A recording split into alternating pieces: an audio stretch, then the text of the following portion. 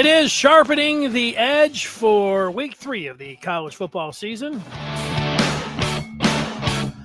Along with the Maize and Blue Reviews, Lucas Reimink, I'm Dennis Fithian. We are ready to dive into the action this week, and it's great to see Lucas on the screen and on your podcast as he's ready to fire off some picks. Lucas, how are you?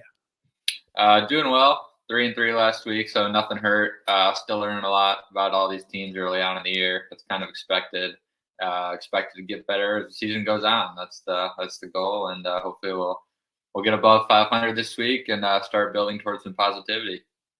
You sound not only like a handicapper, an experienced handicapper, but a coach, laying it down like that. For people that might be just tuning in for the first time, we make 6 picks each week. Michigan State, and the Lions. Plus, we have 3 locks of the week. Lucas gave out his record. Unfortunately, Michigan State, and the Lions, I missed on all 3 of those. That doesn't help your record when it's just 2 weeks in. But, man, I picked Texas, but not by 7. Maryland could have covered that game. They were down there getting ready to kick a field goal. And, the Lions, what are you going to do? Nice job. They won the coin toss, took it right down the field and scored. I was wondering if they would have gone to a 4th and 1 when they were down there in field goal range, if they would have gone for it or if they would have kicked the field goal. I think they probably would have gone for it in that case.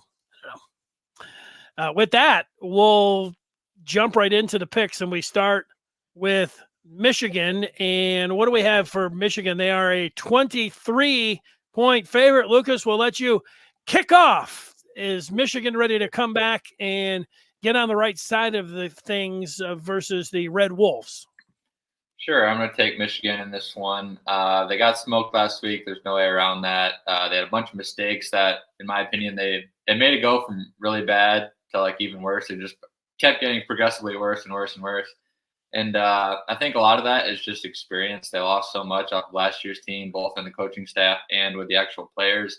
And I really do believe that as the season goes on, I think the miscues will get tightened up. And I think this team is still good.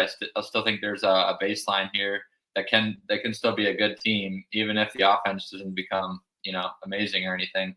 I think that was just a really rough performance against a really great team in Texas. It was kind of the perfect storm to get the blowout.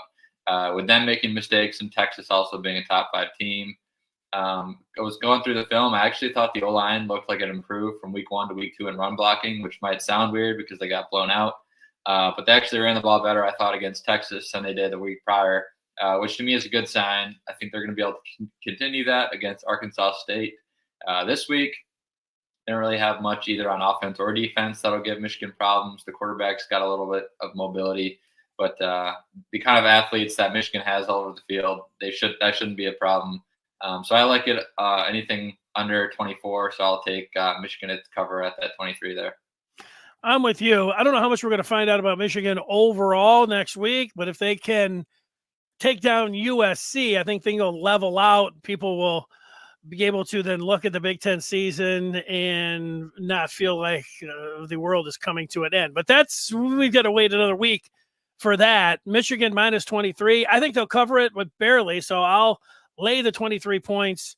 And I will take Michigan. I did not see a point spread for Prairie View A&M, so unless you come to the board with one, Lucas, I'm going to pass on this one and go to the Lions. You have a number on this one?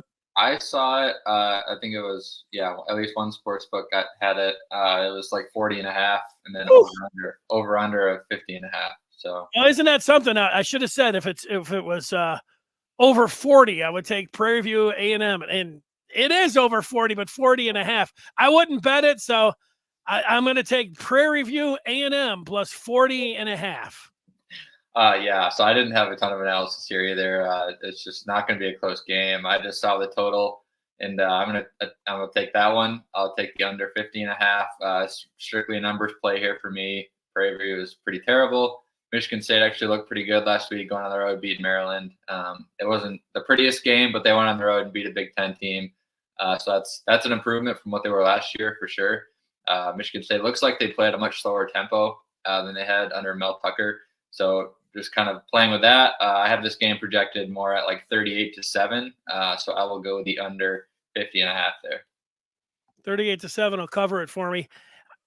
if you would have given me 4 choices and Prairie View A&M was one of them and said, pick the team that doesn't play college football, Prairie View A&M would have been in play. I didn't know they had a football program. That gets us to the Lions and back to you for the selection.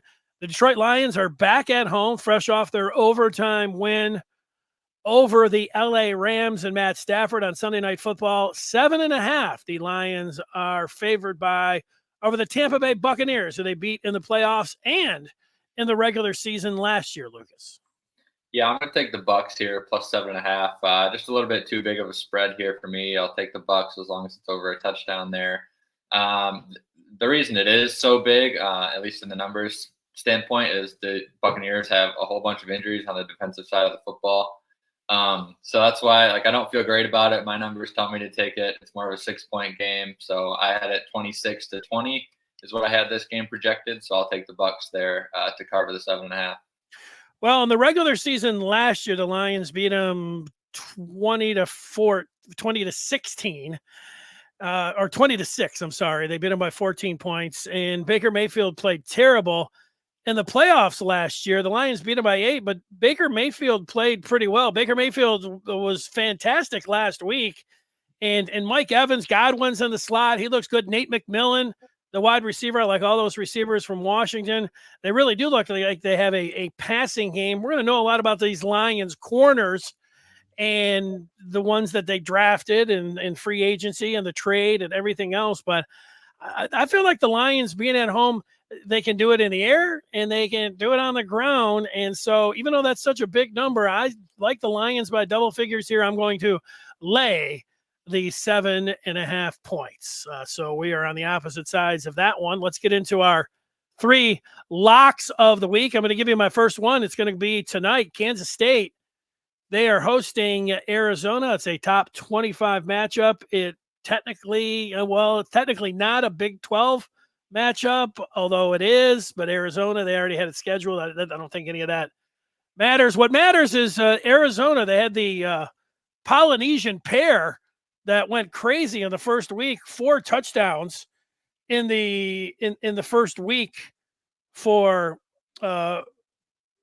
Fifita, the quarterback for Arizona, and the wide receiver, they call him T-Mac. He had 4 touchdowns and over 300 yards last week, I should say. He only had 2 catches for 11 yards, this McMillan. And it was a close call. It was close for Kansas too, but this is a lot of points are going to be scored in this game. I think in Manhattan, Kansas State, they only have to, if they can just contain one player there. I like Kansas State by double figures, so I'll lay the 7 points and take the Wildcats or Kansas State over Arizona. Yeah, for my first one, I'm going to take one of the bigger games of the weekend, Alabama traveling to Wisconsin. I'm going to lay the points with the Crimson Tide. I think this is a really good Alabama team, despite what it might have looked like last week through 3 quarters. It was within 7 against USF, I believe it was. But they came away and scored 21 or 28 points unanswered to make it look like a blowout, even though it really wasn't. I still have this team power rated in the top 10. I do not believe Wisconsin is a good team. Tyler Van Dyke has not played well for them at quarterback. The overall talent on this Bama roster is still extremely high. They got a couple injuries, a little bit banged up. The secondary is very young, and that's kind of their weakness. They've had some issues through the first couple weeks, but Wisconsin, like Tyler Van Dyke and those receivers, I'm just not sure they're going to be able to take advantage of that like you might expect. So I think Bama goes on the road, and I have this around 34-13. So I will take the Crimson Tide to cover that 15 or 16. I sure thought about that one. That would have been if we were picking 4 games. I would have gone with the Crimson Tide as well. But I'm going to jump right in, and I'm going to go with an underdog that's getting 16 points. It was 16 points spread with Whiskey and Alabama. I'm going with BC, who are traveling to Missouri, and they're getting 16 points. Now, Missouri has blanked their first 2 opponents, but as we know, we saw BC look impressive with their win at Florida State. Bill O'Brien's got them playing well. I think they can keep it within the number, so I'm taking BC plus 16 at Missouri. How about your second pick? Yeah, I'm gonna fight you on that one. I'm going Missouri minus the 16. I've been in. This is kind of a preseason play-ish here for me. I've been high on Missouri coming into the season. I think it's a borderline playoff caliber team. The way their schedule boils down, I think they're going to be either 9-3 or 10-2, like right on the edge of making the playoffs versus not. And Boston College has impressed a lot of people, like you're talking about early on this year, but not in my opinion, beating Florida State is just not a quality win at this point in the season. Missouri, on the other hand, they have a ton of returning production on this team. Their quarterback, Brady Cook's an experienced player. Star wide receiver, Luther Burden's a stud. They got two other good receivers I like in Theo Weiss and Mookie Cooper. Just too many weapons, in my opinion, for BC to be able to defend. The experienced quarterback playing at home, I think he'll be able to hit those open guys, and they'll have an explosive day through the air. I got the Tigers rolling 31-7, so I'll take them to cover that 16. All right. Well, not so good luck with that one. That gets me to my final pick. And for that, I am going to the Georgia-Kentucky game. The Dogs are giving up 23.5. South Carolina went into Kentucky and won by 25 last week. If they can do it, I think Georgia can as well. I love the Dogs here against Clemson. They were playing some of their 2s and 3s, and they look like starters. And I could see this one being a 30-40 point win. I'll gladly lay the 23.5 Georgia over Kentucky. I almost thought about that one. I'm right there with you on like my lean. It didn't make the cut, but I'm with you on that one. For my final pick, I'm gonna go LSU 6.5 against South Carolina. I'll lay the points with the Tigers there. Lenora Sellers is the quarterback for South Carolina. Just kind of like box score scouting, just have not been impressed. They don't really trust him to make throws down the field. So it's kind of a dink and dunk offense with an offensive line that isn't very good, in my opinion. They do have a freak edge rusher, Dylan Stewart. He's a 5-star guy, just a true freshman, but he looks like he might be a top 10 NFL draft pick, potentially already. So just forecasting there, he's a stud. And then LSU on the other side, they have one of the best offensive tackle tandems in the country. So I just don't think it's a good matchup for the Gamecocks here, just because what they're good at can kind of be neutralized by what LSU is already good at. And LSU, they lost, obviously, week 1 to USC. But I thought it was still a good performance. The defense looked much improved from what it was last season. And I was really impressed with Garrett Nussmeier, and then Kyron Lacey is their new stud wide receiver that they seem to just grow on trees down there. They have one every year. Those two are going to be good. They're going to have a big day. I'm riding with the Tigers here on the road. I think they win this by double digits. I have it projected 28-17, so I'll grab that 6.5. There you go. LSU minus 6.5. Missouri minus 16.5, and Alabama minus 16.5. You're taking some big time favorites, laying the points. I'm laying the points tonight with Kansas State over Arizona. I'm taking the 16 as we go head to head in that BC Missouri game. And then I'm laying a big number, Georgia at Kentucky.